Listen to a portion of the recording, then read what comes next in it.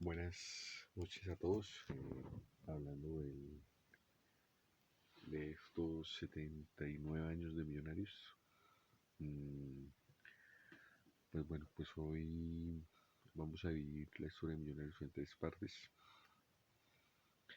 En este video pues vamos a hablar de los primeros 30 años de fundación del club. Empezando pues desde la época del el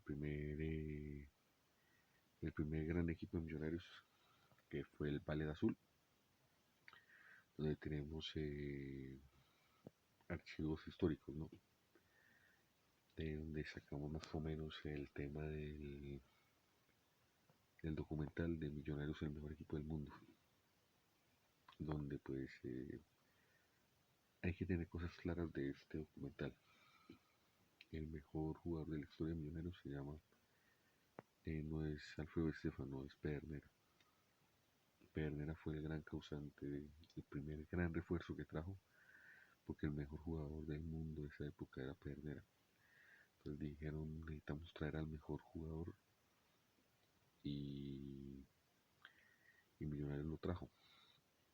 No solamente él pues sabía de jugar muy bien a la pelota, sino era muy inteligente. Empezó a traer a los mejores jugadores, al mejor arquero, al mejor volante 8 en el Cosi, trajo a Rossi también, eh, el mejor delantero trajo a Estefano, y él empezó a armar el equipo junto a Alfonso Señor, que fue el fundador, el primer presidente de Millonarios, pues uno de los fundadores y el primer presidente. Eh, el nombre El nombre fue porque estaban trayendo muchos jugadores, entonces no se llamaba el Atleti. Cuando Millonarios empezó, entonces eh, dijeron, no, por los Millonarios, dijeron los periodistas.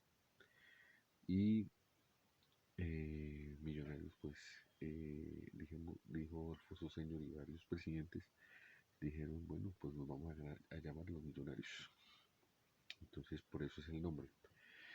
Y pues la historia de Millonarios está vestida al biceleste como tal, ¿no? Porque la mayoría eran jugadores argentinos. Eh, Creo que estaba el Cobo Zuluaga, que era por ahí la referencia de Colombia, que es uno de los más ganadores de la historia. O sea, ganó 5 estrellas con Millonarios, el Cobo Zuluaga. Fútbol lírico, yo creo que fue la revolución. Muchos dicen que era la Holanda de Cruyff, y no. El primer El primer fútbol total lo hizo eh, Millonarios en esos 4 o 5 años que estuvo el mejor equipo del mundo, donde, donde Pedernera cogía el balón,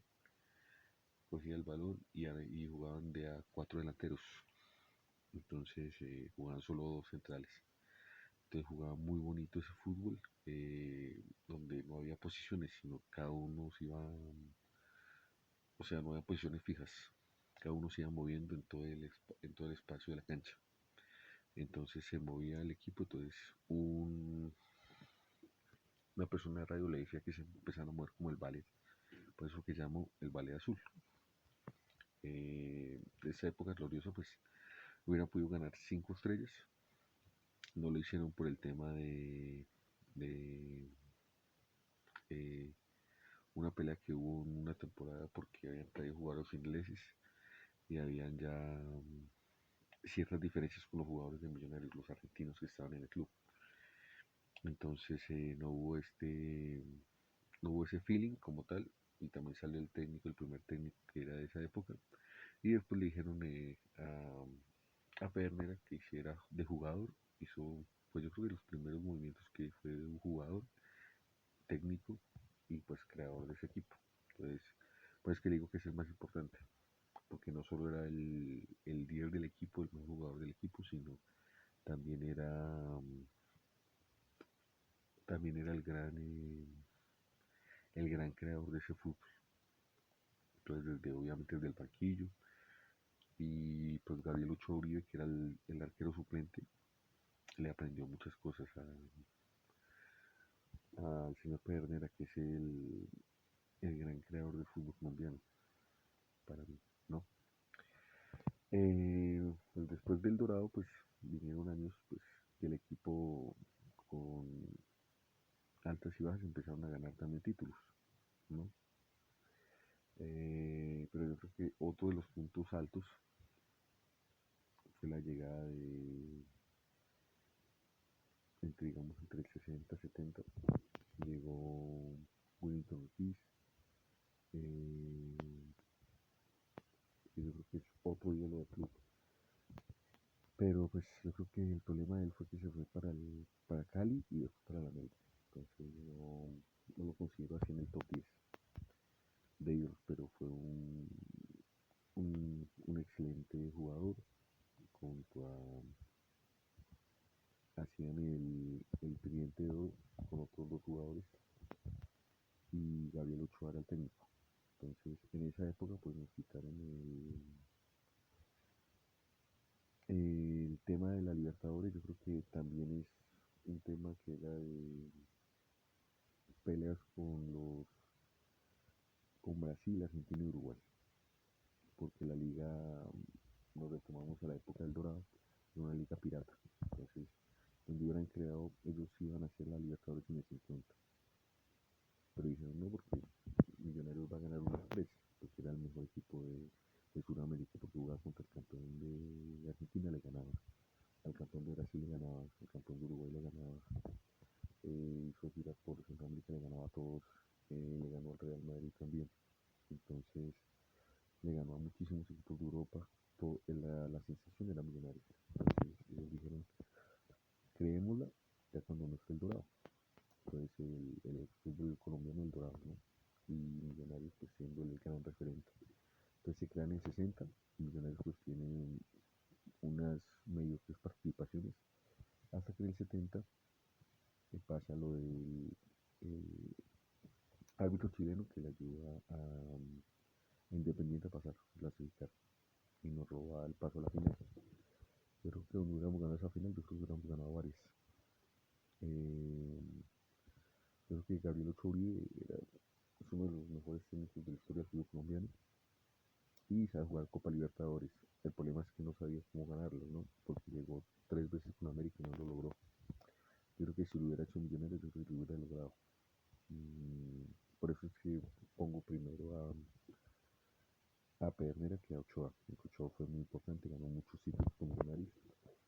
Mm, también muy buenos jugadores como Morón, como excelentes jugadores y una muy bonita época de Millonarios.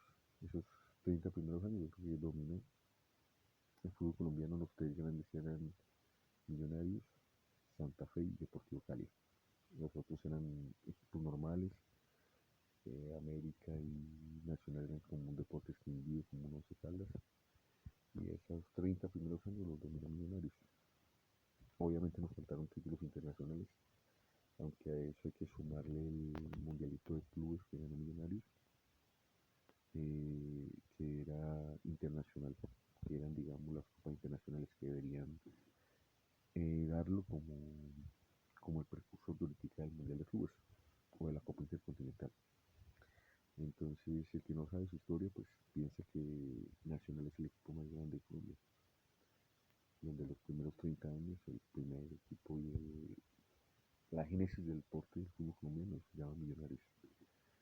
Entonces, cualquier jugador que se vaya pasado, pues también voy a hablar de los goleadores. Mm, yo creo que jugadores así importantes de sus primeros 30 años, como Zuluaga, eh, también el Caimán Sánchez también tapó en Millonarios, y muy buenos jugadores que llegaron a Millonarios. Pues Millonarios era el equipo más grande, tenía hinchas en todos los rincones del país, y yo creo que es el mejor equipo del mundo. Y eso lo vimos en el documental. Pues para que quiera mirar más, ahí está en RTBC, en Señal Colombia. online para que lo vean. Los intereses de Millonarios. Y pues, no sé, algún hincha de algún equipo que quiera verlo también. Entonces, esa fue la primera parte. Mañana haremos la segunda y el viernes haremos la tercera parte de la historia de este equipo, de este gran equipo de Millonarios. Cualquier cosa que se me pase, pues lo estamos haciendo sin libreto. Pues no tengo nada anotado, sino son cosas que, documentales que he visto y varios momentos que he visto. Entonces, muchas gracias por la atención prestada y mañana haremos la segunda parte, que es toda la década del 80 y la época gris y nefasta, que yo creo que fueron los 90 y los 2000. Entonces, después haremos la última parte, será desde el 2007, que yo empiezo a mirar a Millonarios como tal. 2006-2007 yo empecé a mirar a Millonarios, porque me iba partidos por ahí, pero no lo seguía tanto. Entonces, desde el 2006-2007 sí sigo este equipo. Entonces, vamos Millonarios mañana por